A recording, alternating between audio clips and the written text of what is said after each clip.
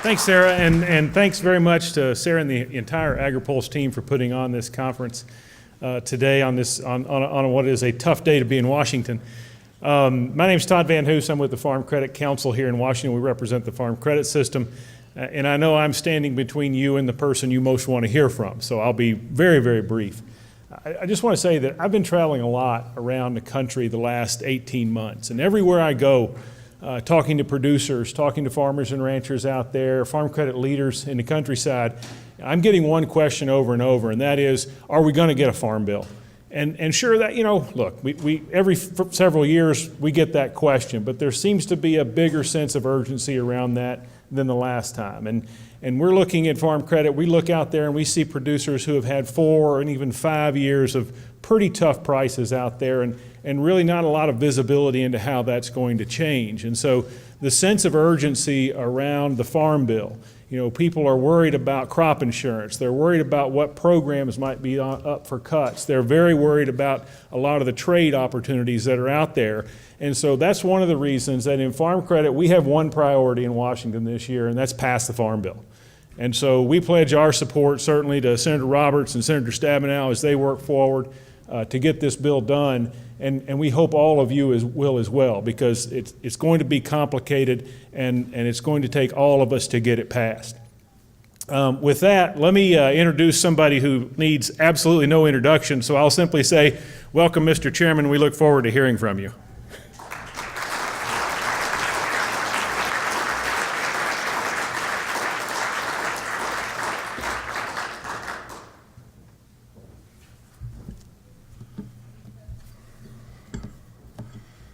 Still have those damn lights.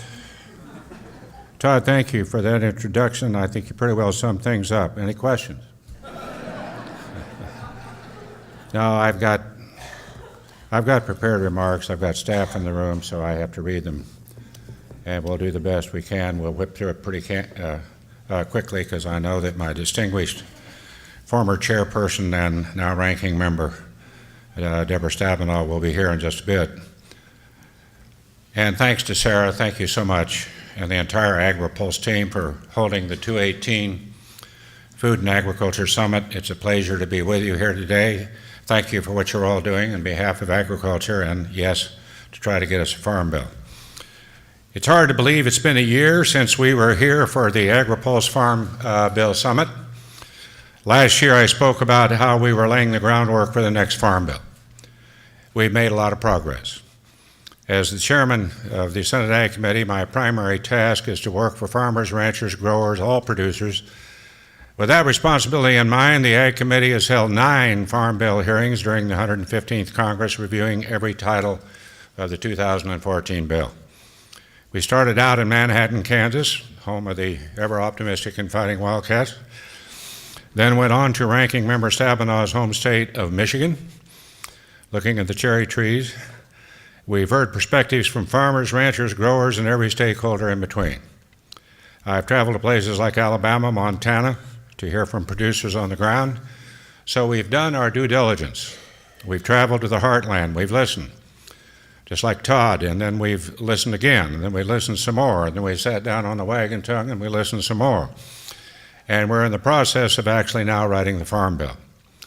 This year's bill will be the 7th Farm Bill that I've had the privilege to work on. I think there's a country western song, "This Isn't My First Rodeo," and that also applies to my good friend and colleague, Senator Stabenow. Each one is certainly unique, and the conditions in which farm policy is crafted are never identical to the previous bills.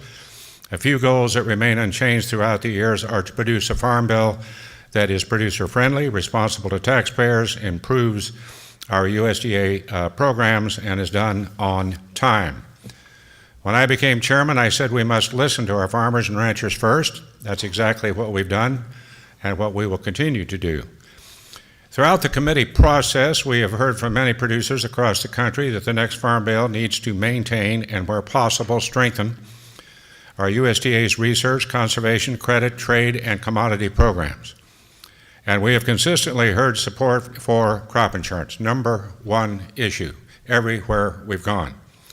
It is so vital to helping manage the multiple risks faced by farmers on a daily basis. We've also heard about the need for a common sense approach and a relief to a number of regulatory requirements and administrative red tape from farmers, ranchers, growers, other stakeholders. We really have a responsibility to look at ways to ease some of these costs, which end up to be burdens. At a time when we hear a great deal about gridlock and partisanship, I am fortunate to lead a committee that has proven to be the exception. This isn't the first time Senator Stabenow and I have worked together on a farm bill. In 2012, we worked together to produce a bipartisan farm bill in the Senate, and we shared the same goal in 2018. Senator Stabenow and I have a long history of overcoming serious challenges to get things done. We are now in the process of sharing farm bill language and working out the differences, and we are continuing to review the record and identify priorities with members of the committee. We've asked everyone, her on her side, obviously me on the majority side, and I sneaked over and talked to some Democrats as well. We must ensure Farm Bill programs are operating efficiently and effectively and serving their originally intended purpose. It is clear that times are challenging right now in farm country.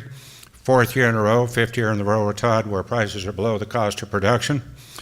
And I don't know what we've done to Mother Nature, but Mother Nature's not, she's really not been helpful. We continue to have prairie fires, for goodness sake. I think they set them in Oklahoma. It's clear that times are challenging right now in farm country, no matter what you grow or where you grow it. We are in a rough patch, and at a time like this, we're not looking to make revolutionary changes. We need to provide certainty and predictability to farmers and ranchers and producers all across the country. And we have a challenge of doing that at a time when budget resources are limited. We are going to have to make tough choices in reauthorizing programs and to allocate funding. That'll be April 9. As a matter of fact, that's one paragraph down from, I skipped, sorry, staff. There are a lot of questions surrounding the budget we'll have to work with. We have functioned under the assumption there will be no new money to spend in the new farm bill. Until that changes, that's how we'll continue to operate. Next CBO baseline, April 9. In the meantime, we'll continue pushing forward and crafting a farm bill that we can get across the finish line. To many folks' disbelief, why Congress can walk and chew gum at the same time. In addition to the Farm Bill, I'd like to give you a rundown of what the Senate Ag Committee has been up to during the 115th Congress. We have held nearly 30 hearings and business meetings, including an examination of agriculture security, cryptocurrency, and the CFTC, as well as advancing the Pesticide Registration Improvement Act. We have been vetting and acting on President Trump's nominees within our jurisdiction as soon as we receive them. To date, our committee has advanced all 11 nominees we have received in a bipartisan fashion. Yes, I said a bipartisan fashion. Over in the Finance Committee, of which I'm also a member, farmers and ranchers now have a seat at the table with regard to trade. I understand you heard from Greg Dowd, who really is a cowboy, but he's a former staffer of mine and now officially serving in the capacity of Chief Agriculture Negotiator at the USTR. No small challenge. Greg understands what trade means to ag, and he has the experience to help maintain our role as a reliable supplier all around the world. Agriculture producers are understandably concerned about trade and the effects of recent actions taken by the administration. Drastic measures in trade policy increase the risk of retaliation on U.S. industries, and agriculture is always at the top of that list. I understand you heard from Ray Starling earlier on that matter. China is one of the United States' top agriculture markets, and damage to that market in any form will likely result in a significant harm to the U.S. agricultural economy. I am concerned that tariff actions like those announced on steel and aluminum could have a negative detrimental effect on trade flows to key agriculture markets. We need a trade policy that is stable and beneficial all across all of our ag sectors. After the past several years, a time when farm income has declined by over 50%, our producers cannot afford uncertainty in the international marketplace.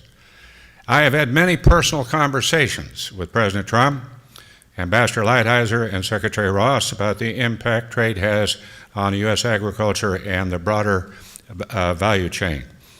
I have tried to maintain that the United States needs to be leading the conversation in strengthening our trade partnerships, eliminating barriers and growing economies around the world, not threatening to remove ourselves from the conversation entirely. The renegotiation of NAFTA provides an opportunity to strengthen and modernize this agreement while maintaining the important trade relationship the U.S. shares with Canada and Mexico. There appears to be some progress on that front, but there is obviously still a lot of work to be done. I have worked with my fellow senators, led by Senator Bozeman, to request that before any changes are made to NAFTA or any other free trade agreement, that an economic analysis illustrating the impact on the full supply chain of industries involved certainly be shared. In addition to preserving the gains made by NAFTA, the U.S. needs to aggressively pursue new free trade agreements, starting with Japan and the other countries from the Trans-Pacific Partnership.